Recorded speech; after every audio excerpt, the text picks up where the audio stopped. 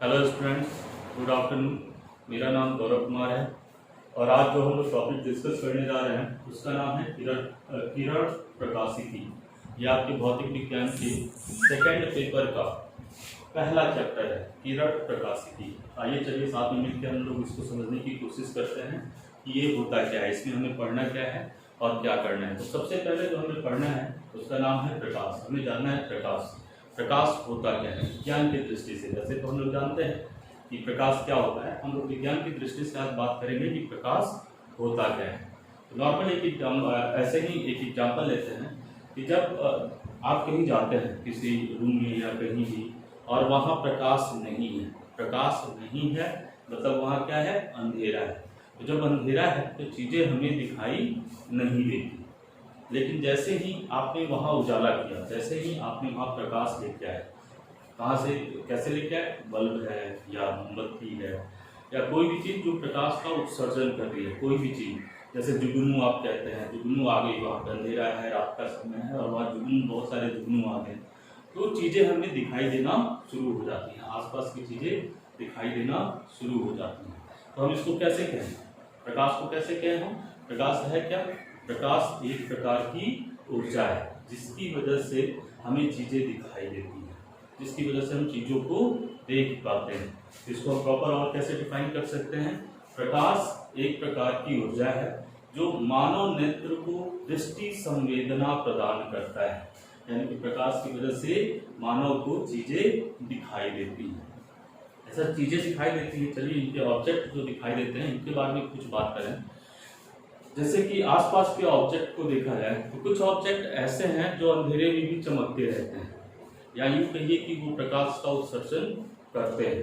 जैसे जुगनू का एग्जाम्पल लिया हम लोगों ने, तो कुछ ऑब्जेक्ट ऐसे होते हैं जो प्रकाश का उत्सर्जन करते हैं, कुछ ऐसे होते हैं जो प्रकाश का उत्सर्जन नहीं करते। वो अगर अंधेरा है तो हमें दिखाई नहीं देंगे, लेकिन वो दिखाई कैसे देंगे कि जैसे ही हमने प्रकाश स्रोत से प्रकाश को लिया, जैसे ही हमने स्विच ऑन किया और बल्ब ऑन हुआ, प्रकाश क्या हो गया, एक पूरे कमरे में चारों तरफ फैल गया, उजाला चारों तरफ फैल गया। तो जैसे ही हमने बल्ब को ऑन किया हमें वो चीज़ें दिखाई देने लगती हैं जो अंधेरे में हमें दिखाई नहीं दे रही थी। तो वो चीज़ें हमें दिखाई कैसे दी? तो प्रकाश स्रोत से प्रकाश की बहुत सारी किरणें उस पर गई, उस ऑब्जेक्ट पे गई, उससे टकराया और वहाँ से परावर्तन के पश्चात हमारी आंखों पे आई, जिसकी वजह से हम उन चीज़ों को देखने में सक्षम हुए। अच्छा, प्रकाश की किरण गई, ये प्रकाश की किरण क्या होती है अभी हम लोग डिस्कस करेंगे। अभी हम लोग बात कर रहे हैं ऑब्जेक्ट की, कि हमारे पास दो तरीके की ऑब्जेक्ट थी, एक जो प्रकाश का उत्सर्जन कर रही थी और एक जो प्रकाश का उत्सर्जन नहीं कर रही थी बल्कि प्रकाश के परावर्तन के द्वारा हमें दिखाई दे रही थी। तो ये दो तरीके की ऑब्जेक्ट जो प्रकाश का उत्सर्जन करती हैं उनको हम कहते हैं ल्यूमिनस ऑब्जेक्ट। ल्यूमिनस ऑब्जेक्ट यानी अंधेरे में भी चमकने वाला ऑब्जेक्ट। ल्यूमिनस का मतलब होता है अंधेरे में चमकने वाला। ल्यूमिनस ऑब्जेक्ट वो ऑब्जेक्ट जो प्रकाश का उत्सर्जन करते हैं। अच्छा, प्रकाश का उत्सर्जन करते हैं तो इनको हम कह सकते हैं कि प्रकाश के सोर्स हैं, स्रोत हैं जहाँ से हमें प्रकाश मिल रहा है। तो नॉर्मल एक चीज बताइए, आपकी नज़र में आसपास की चीज़ों को देखिए तो सबसे बड़ा प्रकाश का उत्सर्जन करने वाला ऑब्जेक्ट कौन सा है? सबसे बड़ा प्रकाश का स्रोत कौन सा है? कह सकते हैं सूर्य। सूर्य सबसे ज्यादा प्रकाश कहाँ से, दिन में हमें सबसे ज्यादा प्रकाश कहाँ से मिलता है? सन से मिलता है। सन सबसे बड़ा स्रोत है प्रकाश का, कह सकते हैं। अच्छा, मून क्या प्रकाश का स्रोत है? तो नहीं, ये सन के प्रकाश के अपवर्तन, सन का प्रकाश वहाँ पे मून पे जाता है, मून से टकराता है और वो हमारे पास आता है, जिसकी वजह से हमें चंद्रमा दिखाई देता है, जिसकी वजह से हम चंद्रमा को देख पाते हैं, प्रकाश के परावर्तन की वजह से। अच्छा, अब एक चीज हम कह रहे हैं कि सन से प्रकाश मून की तरफ जा रहा है। जैसे ही हमने लाइट ऑन करी, पूरे रूम में क्या हो गया, प्रकाश फैल गया चारों तरफ, यानी कि लाइट यहाँ से लाइट ट्रेवल किया और हर कोने में हर जगह रूम के अंदर प्रकाश फैल गया। तो ये एक स्थान से दूसरे स्थान तक प्रकाश जाता कैसे है? तो वेव के फॉर्म में, किसके फॉर्म में? तरंग के फॉर्म में। कौन सा तरंग? तो विद्युत चुंबकीय तरंग। प्रकाश एक स्थान से दूसरे स्थान तक किस तरंग के फॉर्म में जाता है? विद्युत चुंबकीय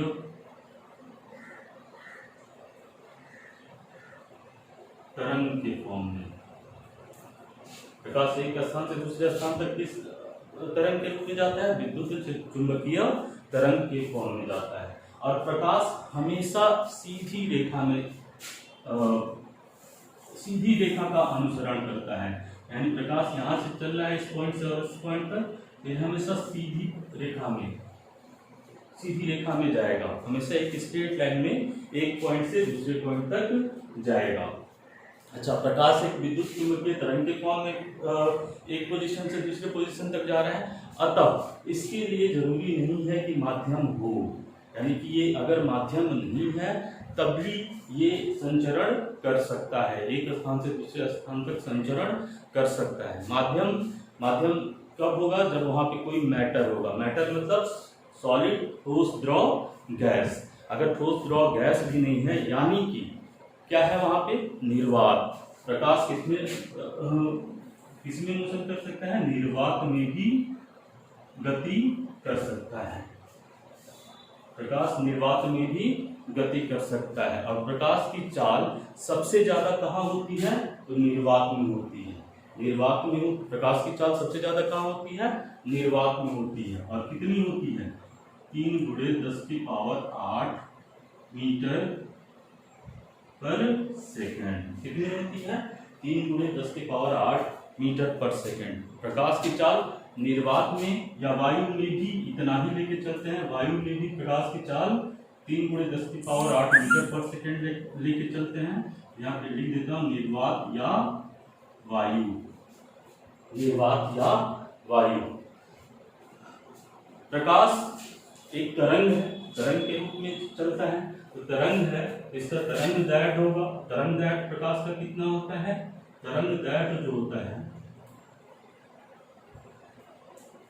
प्रकाश का जो होता है तरंग दैर्घ्य 4000 एंगस्ट्रॉम से लेकर 7000 एंगस्ट्रॉम तक। इतना तरंग दैर्घ्य होता है 4000 से लेकर 7000 तक। तो प्रकाश के बारे में हमने क्या जाना? प्रकाश होता क्या है? एक प्रकार की ऊर्जा है जो मानव नेत्र को दृष्टि संवेदना प्रदान करती है। प्रकाश विद्युत चुंबकीय तरंग के रूप में एक स्थान से दूसरे स्थान तक संचरण करती है।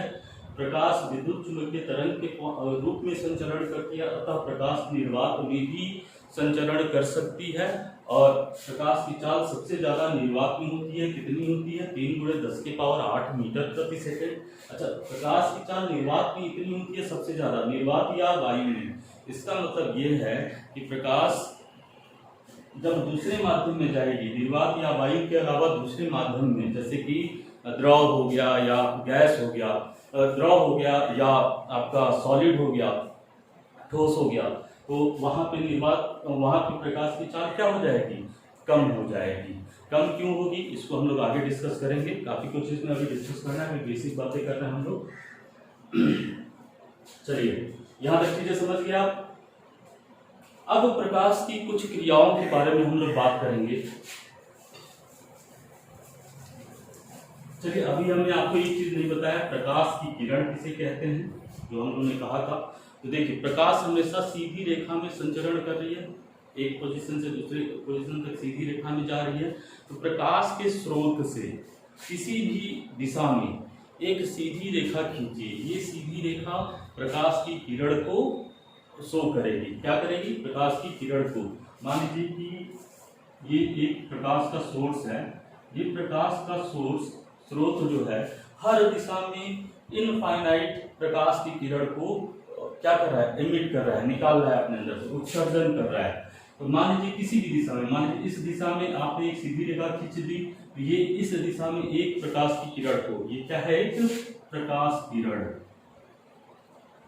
प्रकाश की किरण किसी भी दिशा में, इस दिशा में खींच दीजिए, इस दिशा में खींच दीजिए, इस दिशा में खींच दीजिए, इस दिशा में खींच दीजिए, ये सब क्या है? प्रकाश की किरण है। अच्छा, किसी दिशा में जब इस दिशा में बात करें तो इस दिशा में बहुत सारी प्रकाश की किरण आएंगी एक साथ, मतलब एक दूसरे के समानांतर बहुत सारी प्रकाश की किरणें होंगी। अगर इन सबका हम क्या करें, इन सबको इकट्ठा हम क्या नाम देते हैं, इन सबको अगर हम इकट्ठा बात करें तो इसको हम कहते हैं प्रकाश पुंज।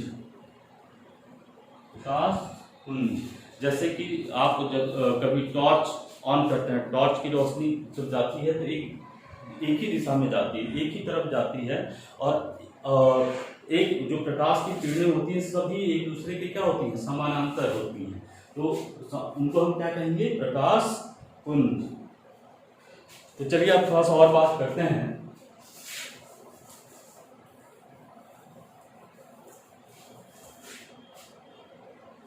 प्रकाश स्रोत से प्रकाश की किरण, प्रकाश स्रोत से प्रकाश की किरण किसी दिशा में जा रही है, और जिस वहां पे जहां जा रही है वहां पे एक ऑब्जेक्ट है, एक कोई भी ऑब्जेक्ट है, जिससे जाके वो क्या होती है, टकराती है।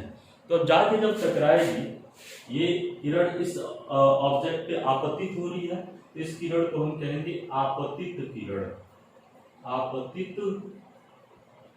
किरण, ये किरण यहाँ आपतित हो रही है जिसको कहेंगे आपतित किरण, और ये बिंदु जिस बिंदु पे आपतित हो रही है इसको कहेंगे आपतन बिंदु। और एक काम और करते हैं, ये जो आपतन बिंदु है इस सरफेस पे, इस ऑब्जेक्ट के सरफेस पे, वहां पे उस आपतन बिंदु से एक हम अभिलंब ड्रॉ कर लेते हैं, 90 अंश पे एक लाइन को, 90 अंश पे उस सरफेस के 90 अंश पे एक लाइन खींच देते हैं, तो इसको अभिलंब कहेंगे, अभिलंब।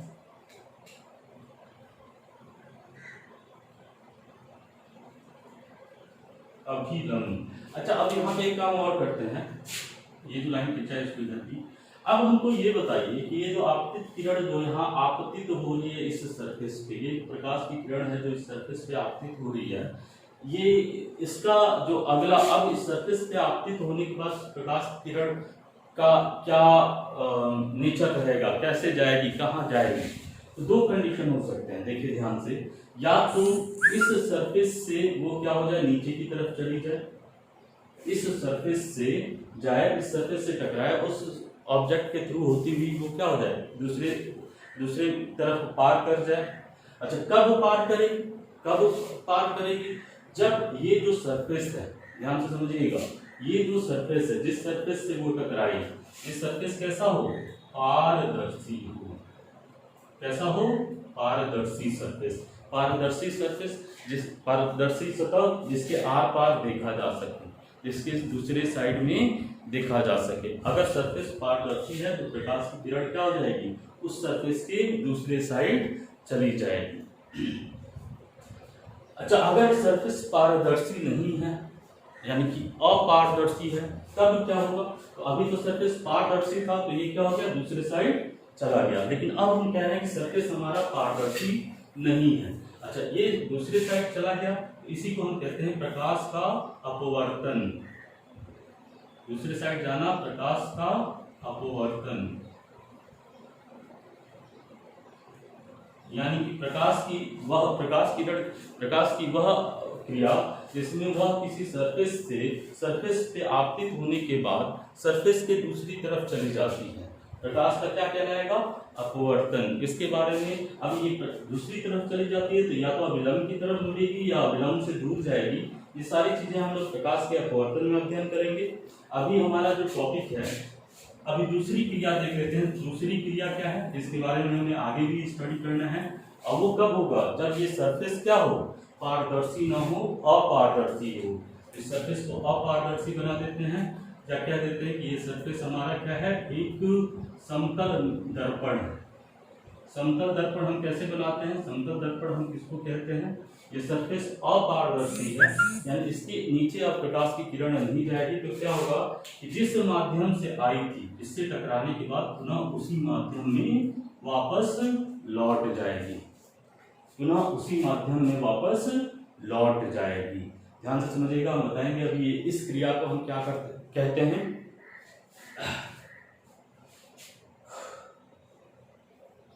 हमने क्या किया कि हमने इस सरफेस को क्या कहा कि अब ये सरफेस कैसा है, अपारदर्शी है।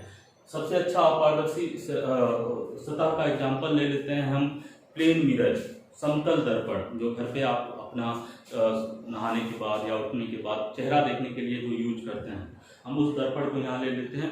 क्यों उस दर्पण को ले रहे हैं? ये क्या करता है, जितनी आपतित किरण इस पे आपतित हो रही है, जितनी भी प्रकाश की किरण इस सरफेस पे आपतित हो रही है, लगभग सारे प्रकाश की किरण को वो वापस से रिटर्न कर देता है, रिफ्लेक्ट कर देता है। यानी कि एक समतल दर्पण है। समतल दर्पण का मतलब क्या है, पहले वो समझ लेते हैं कि जिसका जो परावर्तन करने वाला तल है, जिसका लौटाने वाला तल है, वो कैसा है, समतल है, सीधा है। प्लेन मिरर जिसका सरफेस क्या है, प्लेन है।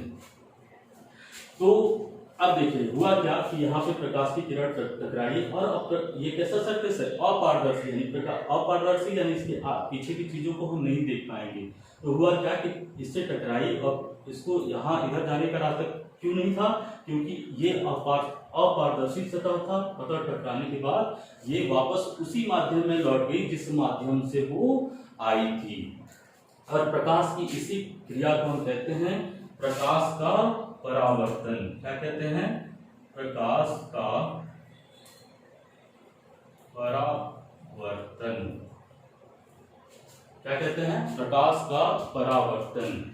ये आपतित किरण है, ये परावर्तित किरण है, जो परावर्तित हुई टकराने के बाद गई, परावर्तित किरण है।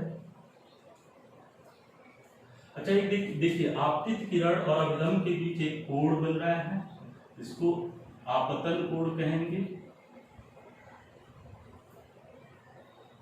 और इसको एंगल आई से दिखाएंगे, एंगल आई से। और अभिलंब और परावर्तित किरण के बीच एक कोण बन रहा है जिसको एंगल आर से दिखाएंगे और इसको कहेंगे परावर्तन कोण। क्या कहेंगे, परावर्तन कोण। अच्छा, ये जो आप अब ये जो प्रकाश की किरण किसी ऑब्जेक्ट से टकराने के बाद, अब पहले प्रकाश का परावर्तन को एक शब्दों में परिभाषित कर दिया जाए, तो जब कोई प्रकाश की किरण किसी सरफेस पे, किसी समतल मिरर पे आपतित, किसी सरफेस पे आपतित होती है और टकराने के बाद पुनः उसी माध्यम में वापस लौट जाती है, तो प्रकाश की इस क्रिया को प्रकाश का परावर्तन कहते हैं। ये जो आपतित किरण है, जो ये प्रकाश की किरण यहाँ से आई, किसी ऑब्जेक्ट पे टकराई और टकरा के पुनः वापस चली गई, कुछ रूल्स को फॉलो करती है, जिसे जो परावर्तन का नियम कहते हैं, प्रकाश के परावर्तन का नियम। प्रकाश के परावर्तन का दो नियम है। पहला नियम क्या कहता है कि आपतित किरण, परावर्तित किरण तथा आपतन बिंदु पर अभिलंब, तीनों हमेशा एक ही तल में होते हैं, एक ही तल में होते हैं। मतलब देखिए, ये एक तल है, इसमें हम दिखा रहे हैं आपतित किरण को भी, परावर्तित किरण को भी, और आपतन बिंदु पे अभिलंब को भी। तीनों किसमें हैं, एक ही तल में है। और दूसरा रूल जो होता है, angle I is equal to angle R. दूसरा रूल क्या कहता है कि आपतन किरण तथा परावर्तन किरण सदैव आपस में बराबर होते हैं। चलिए अब आगे की बातें हम लोग कल करेंगे, और आगे हमारा जो टॉपिक होगा गोलीय दर्पण।